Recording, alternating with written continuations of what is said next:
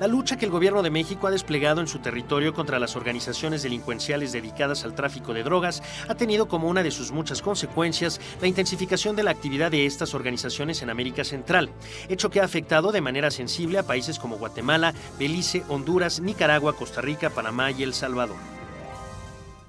Muy bien, en el corte anterior terminamos con el tema de los flujos. Esto creo que es algo que debe ser muy interesante para nuestros televidentes, en cuanto a que nosotros sabemos que estamos situados en una zona que nos conecta básicamente con la producción de cocaína en los Andes y viene por el corredor centroamericano, pasa por México hacia Estados Unidos. Eso sería lo esencial, ¿no es cierto?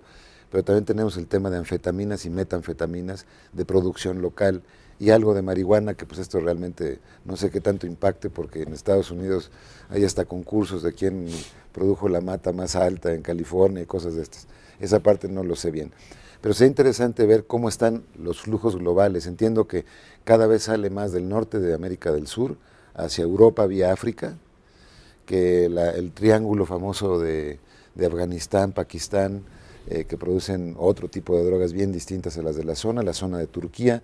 ¿Cómo están esos flujos? ¿Cómo están moviendo? ¿Cuáles son los mercados, digamos, de producción, de transformación y de destino? Bueno, efectivamente, vamos a tocar primero el más cercano a nosotros, que es el de América Central, América del Sur, América Central, Norteamérica. Sí es muy claro, evidentemente, México es desde luego, digamos, el último punto, digamos, de llegada de los flujos de droga que vienen del sur, básicamente de la cocaína. Obviamente, algunos, digamos, de los logros que ha tenido en los últimos años la política, digamos, punitiva mexicana han llevado a que, bueno, dos cosas han llevado a que florezca de la manera que está ocurriendo con gran preocupación en América Central.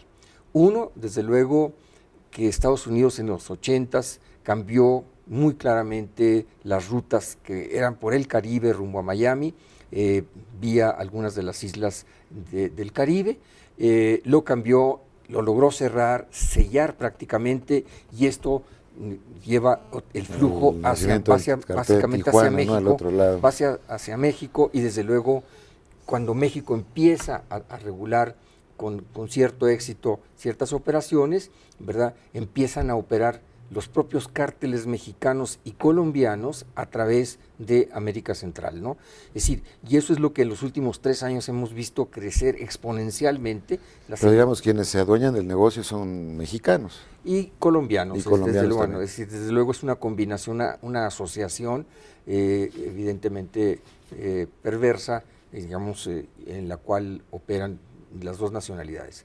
La presidenta de Costa Rica decía hace unos días en una entrevista en El País, ¿verdad?, que veía con gran preocupación que Costa Rica estaba yéndose en una dirección semejante a la que en algún momento estuvo México y estuvo Colombia.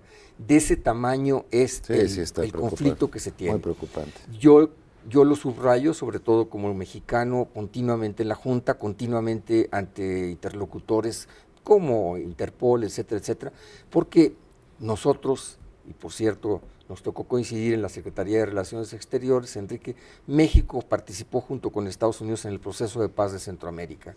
Hoy deberíamos, o creemos nosotros, que hay una gran obligación en ayudar a estos países que son mucho más frágiles. México tiene estructuras políticas, sociales, económicas, morales inclusive, militares, muy fuertes, muy sólidas, mientras no es el caso con el resto de América Central, ¿no? Entonces, por eso es que esa invasión, lo dice un informe que por cierto sacaron hace 1 mes y medio los senadores Grassley de Iowa y la senadora Feinstein de California, un informe motivado por la JIFE, en el cual de 58 páginas, donde dice dos cosas. Una, que la situación, de acuerdo con el Comando Sur, la situación en América Central es comparable por la inseguridad que genera a la que genera Irak o Irán en esa zona. Esto dicho por el general encargado de... Y la otra, desde luego que es muy grave, es que el flujo mayor se está dando precisamente por el éxito mexicano que ha generado que los cárteles básicamente operen en zonas más amables, así le llaman en el informe, y operan con mucha libertad. Con varios de Estamos hablando de territorios centroamericanos. Centroamericanos. Y de Centroamérica, ¿cómo lo están tratando de llevar a Estados Unidos? Se está llevando algo desde luego regresa a pasar por territorio mexicano, pero mucho ya por lanchas rápidas que van a costas americanas, ¿no? O sea, hay desde luego también una buena cantidad que ya está saliendo vía Caribe y vía de regreso, pero... Aquí una pregunta que en este programa se ha hecho varias veces, hay más versiones ya sobre las posibilidades que otra cosa, es ¿qué sucede precisamente con esa gran cantidad de drogas? Estamos hablando de cerca de 300 toneladas anuales de consumo en Estados Unidos, ¿es lo que ustedes tienen? Un poquito más, ¿eh? Más, sí. ¿Como de cuánto estamos hablando? En Estados Unidos hay ahorita un descenso de 2 años para acá, porque Estados Unidos... En el consumo. En el consumo de cocaína, que ha sido reemplazado, curiosamente, después de cannabis, marihuana, que es lo principal, están ahora utilizando mucho recetas, es decir, receta médica, que me explicaba un experto en la región, uno de los generales colombianos, es mucho más adecuado. ¿Por qué? Porque simple y sencillamente es menos notorio. La persona se toma una pastilla. ¿Van a comprar metanfetaminas o qué van a comprar? No sé, se compran con recetas que tus propios médicos te están extendiendo, o la compra por internet, que también... ¿Pero porque médicamente es lo que se requiere o es una cuestión de corrupción? Ya es una corrupción.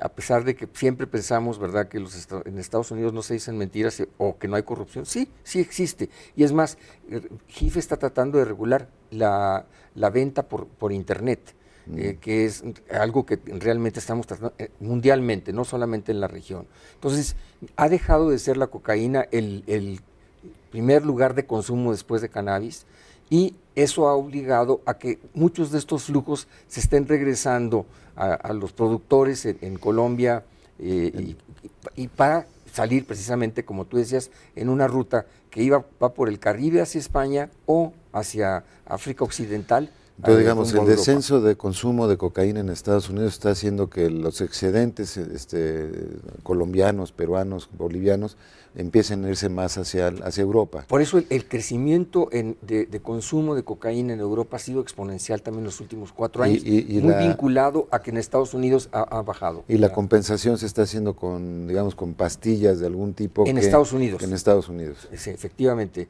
con los químicos nuevos, que por cierto la Junta está buscando regularlos continuamente y agregarlos a la lista de los productos no permitidos, pero básicamente el problema es que estamos batallando con una realidad en la cual son los propios médicos los que están recetando. Y, por ejemplo, nosotros ponemos siempre como prototipo las celebridades, digamos, que han muerto, relativamente reciente, precisamente con la utilización, la más sonada, lo del señor Jackson, claro, ¿verdad?, cuyo médico está sujeto a proceso, ¿no? Es decir, esto me parece que es una cuestión que en México poco la conocemos, ¿no?, pero que es un punto de gran preocupación para la Junta. Entonces estamos viendo que ha habido movimientos en el mercado que están generando desplazamientos diferentes desde América del Sur hacia Europa, hacia Estados Unidos.